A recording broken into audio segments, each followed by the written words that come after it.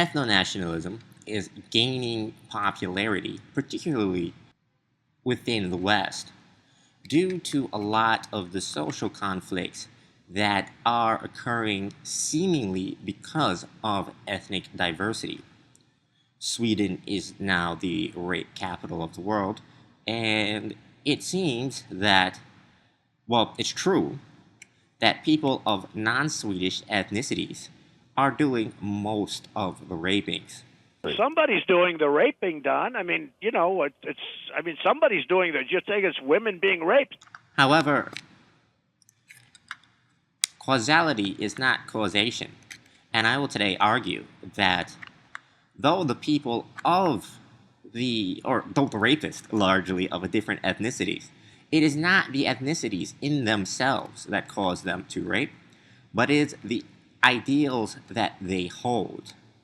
And this is important because though peoples of an ethnicity may now generally share a primary ideology or religion, this will not always be the case. Religion and religious spread is blind to ethnicity. However, religions, cause the same behaviors regardless of what ethnicities they grab a hold of. So, if hypothetically today we're able to reorganize the world into ethnically homogeneous states, this would not guarantee a greater level of security than if we were to reorganize the world into religiously homogeneous states, especially in the long run. Right now, China is an ethnically homogeneous state. However, China experiences as many religiously motivated, if not more religiously motivated, terrorist attacks than any Western state. And the reason is that China is not religiously homogeneous. Western Chinese are largely Muslim, and throughout this region, there are constantly, day after day, religiously inspired terrorist attacks against non-Muslims, despite the fact that both the jihadis and the receiving Taoists or atheists are ethnically Chinese. We see the same issue in ethnically homogeneous Slavic Russia. The Chechens are Slavic Russians. However, they are constantly attacking their fellow Russian citizens who speak their same Slavic language and look like them because of religion. Religion is unique in that one's core beliefs, those things that they believe and they can't really explain why they believe it, are generally, more often than not, extremely more often than not, linked to their religion. And I believe that ideals determine behavior and morality. All of us, all human beings, want to do and see good. We want the world around us, including ourselves, to be our definition of good. In fact, someone who does not see themselves as good will become depressed, and when you see that the world around you is bad, you feel the need to change it. However, what defines the individual definition of good and bad? It is your ideals, your inherent ideals, and nothing holds sway over ideals like religious belief, be it theistic or even non-theistic. For the sake of this conversation, I will treat atheism as a religion. Why is that? Well, religion defines for the believer or non-believer why you exist.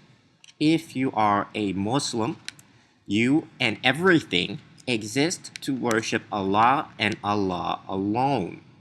Therefore, anything that is not conducive to the worship of Allah is bad, including other people.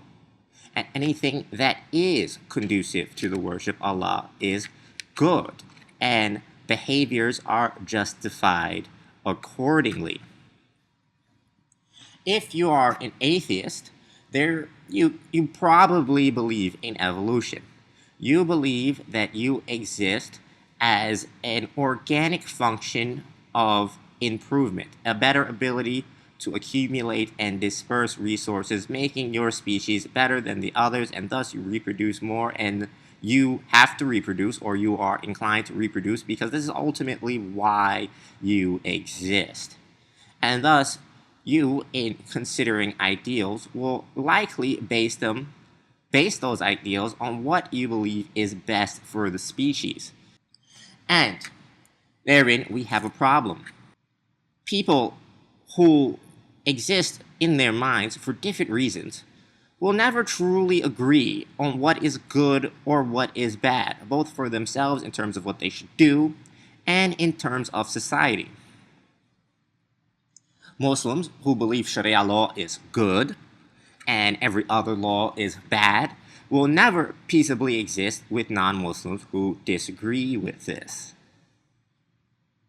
Christians who define good and bad according to the teachings of Jesus Christ may be more tolerant of people with other faiths, but this is only because Jesus Christ told them to, and because he told them to, tolerance is good. However, there will always be a dispute between believers in Christ and people who do not believe in the words of Christ. We see this today in America and the predominantly Christian nations. There is a left and a right politically. People on the right are Christian, and because they are Christian, they generally do not believe in abortion. However, the non-Christians, who, for whatever strange reason, are always on the left, do believe in abortion. They do not have the same ideals, and therefore they are constantly fighting. If I may give another example, one that causes a lot of political conflict, this is capitalism versus communism. Believers on Christ and believers in the Bible tend to lean towards, quote, every man to his own fruit tree, you shall live according to the fruits of your own labor, what's yours is yours, etc. However, those who do not lean towards these ideals inherently do not believe they are good and do not want a society based on them. Therefore, we have the other political conflict, and liberals are running through the streets of DC or Berlin dressed in black, burning things. They are, in their minds, doing what they believe is good, fighting, in their minds, what they believe is evil, namely Christian values. And we see this conflict wherever there are large groups of people with differing values, regardless of whether or not the ethnicity is homogeneous. This is the first reason I believe organizing the world such that people within the same sovereign lines hold the same religious beliefs is more conducive to peace and growth, assuming that the ideals of the religion are conducive to economic growth, but definitely conducive to peace. Why? Because the range of perceptions of good within a society wherein everyone has the same religion will be limited. Now, this will ultimately result in severely differing societies. Atheist societies, like China is an atheist state, will have laws that are severely different to Islamic societies, i.e. Saudi Arabia, that are severely different to Christian societies or Buddhist societies. However, within each society, there will be stability, because everyone within the society will have the same basic ideals and therefore have the same basic perception of good and bad, both in terms of society and in terms of their own behavior. The second reason I advocate for religio-nationalism is because it is not only more stable immediately, if we could snap our fingers and reorganize the world, as I just said, but it is also more stable in the long run. There are some religions that are more conducive to reproduction than others. And if, for example, we organize the world according to ethno-nationalism, we would, within white populations, have white Muslims who would have 4 wives, who would not use birth control, and regardless of how that society looks now, that white society would eventually find itself subject to Sharia law, as the Muslims reproduce more than the non-Muslims. That's just one example. Also, an example we've seen several times in history is the fact that Jews have no problem dominating the Goyim. It is in fact ideal for them to dominate the Goyim according to their religion.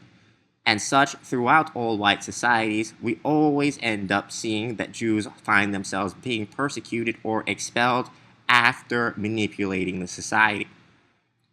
Ethno-nationalism will not defend against this.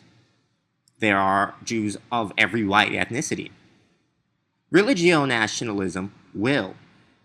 And if we institute ethno-nationalism, all white societies will eventually find themselves dominated by Jews and then later dominated by Muslims. Whereas if we institute religio-nationalist societies, all white societies or majority white societies will not. Another reason religio-nationalism is preferable to ethno-nationalism is persecution. Religious minorities consistently, particularly outside the Christian world, consistently find themselves subject to persecution, as every religion, with the strange exception of Christianity, believes in asserting itself in society. Christians in the Middle East are dying. In Burma, Buddhists and Muslims are at conflict, at war. In India, Hindus are persecuting Christians. In China, every religion is under persecution, as China is an atheist state. Religio-nationalism will allow for the constant transfer of people, physical transfer of people, in accordance to their beliefs. When a Hindu or a Buddhist or a Muslim converts to Christianity within one of those societies, they simply pack up and move to a Christian society. And likewise, when someone in a Christian society converts to one of these other ideal systems, they can pack up and move to that society. In this way, religio-nationalism will be much more stable than ethno-nationalism by constantly putting people amidst people who believe as they believe, thereby removing internal domestic conflicts.